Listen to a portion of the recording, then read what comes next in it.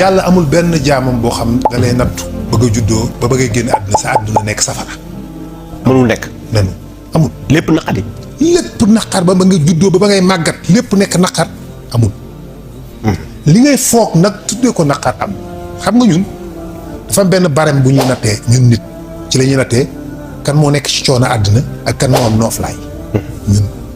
ku nekk ci benn raisonnement boo xam ne c'est typiquement social et puis d'une manière artificielle ci kaw ni li ñuy gis forme bi nii donc ci li ñuy nattee ñun ci la ñuy mesurer ni diw moom taw féex na diw moom ci coono la nekk. ndax bu fekkee nit ki dafa ñëw gaare oto bu rëy bu rafet sol jesner bu rafet yor kër gu rafet dañ naan kii moom amul benn souci. la vie est belle. ñëpp noonu la ñuy àtteewoo.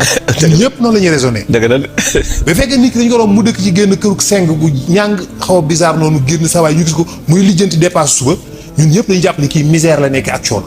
suñu raisonnement. loolu la en tant que tel c'est ça. loolu la. mais c'est faux.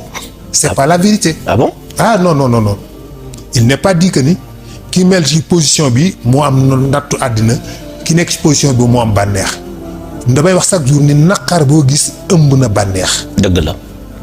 te li may wax nii ku ko seetlu sa bopp di nga ko yëg kenn ku nekk boo amee benn naqar booy dund benn coono.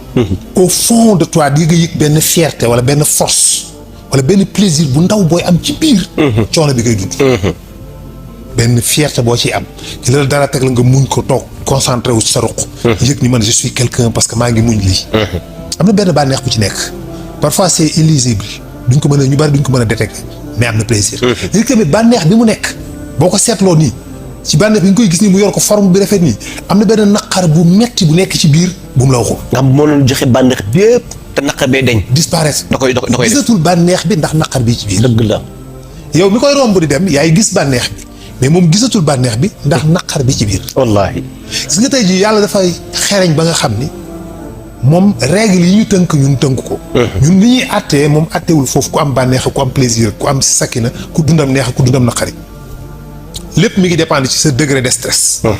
niveau bi nga am ci sa sentiment ndax yëg nga ni am nga bànneex est-ce que yëg nga ni taw féexe nga est-ce que yaa ngi à l'aise est-ce que tu es bien détendu est-ce que amoo benn souci. est-ce que yaa ngi kontaan loolu mooy vrai bi. mais ñun li ñuy gis ni ci forme ci kaw la. léegi nag nit ki nga xamante ni si am na mbubb yu rafet yi kër yu rafet yi oto yu rafet yi nekk di dund enfer mën naa romb ku yelwaan mu ñeeku. waaw mën naa romb ku pauvre mu ñeeku. xam ni kii dafa am jàmm mi ngi ci tawfeex mais xamu ko. waaye mayit man mi yaa ñàkk dëkk ci sama baraat mayit boo waaj rombeek otoom ak jesneeram mayit dama koy ñee ni si kii mi ngi ci bànneex. wallaay. parce que yëguma ni am naa bànneex yu mu amul. moom it yëgul ni am na bànneex yu ma amul. am na naqar yu ma amul moom du ko xam. man du ma xam ni am na naqar yoo xam ni man awma ko. du ma ko xam parce que damay jàpp ni ma mel nii su ma amoon xaalis lii la may fekk si rek ànd ak man ci lii point. tel n'est pas le cas. gis nga yàlla mën naa fexe ba ñaar ñooñu seen degré stress tolloo milliardaire bi ak yalwaankat bi yàlla mën naa fexe ba seen tolluwaay seen yëg-yëg ci seen xol seen bànneexu àdduna tolloo. waaw dëgg la de. yow doo ko xam. wallaay dëgg la mais yàlla dana ko xam. dëgg la de. gis nga président de la république. dëkk ci palais. am avion. am cortège. mais moom tamit pression am noonu lay toll. ah waaw. day tolloog palais pression bi muy dund. bi muy subir day tolloog palais day tolloog avion day tolloog cortège. bu ko defee yow yaa ngi koy gis ni dans ce luxe mais moom il souffre. ay amul sakina. newul ci jàmm amul jàmm. amul sérénité dana tëdd ba bët du nelaw. wallaahi. ndax am ay soucis bopp bu tëju. am na bànneex. ba loolu koo ko wax mu rejeté waaye saa yi bu ñu fonto président moom.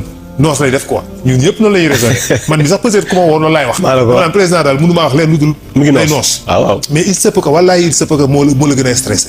fuuf. dana tëdd du nelaw. mais yalwaankat bi aussi mën nga ko gis ni mu pauvre ni mais ci biir bis bu amee dépasse tey ba ñu biir mais il se sent tellement bien. la vie est tellement belle. heureux paix amul benn stress amul benn angoisse.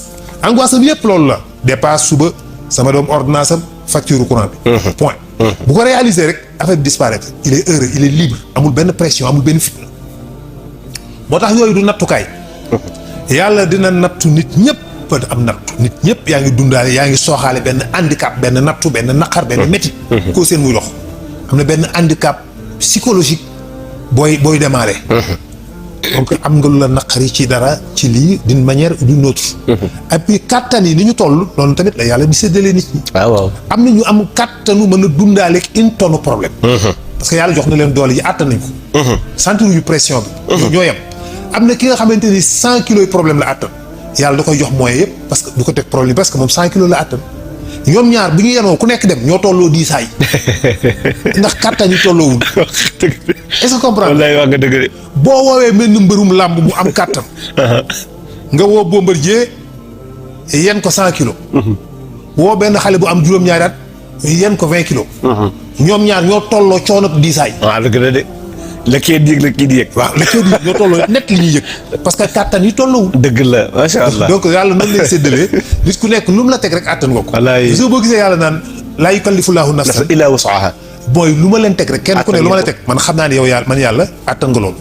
yàlla du teg nit lu mu àttanul. du teg nit lu mu àttanul. firiwul ni lu la neexul dindil sànni ni yàlla du teg nit lu mu waxul loolu de. dama ni li ma la teg àttan nga ko. man xam naa ne man yàlla ni li ma la teg àttan nga ko. macha allah donc loolu rek la waaye ala kulli xaal nit doomu aadama yi ñëpp a yam daanaka. macha allah incha allah. macha allah am na solo boobu tam leer na.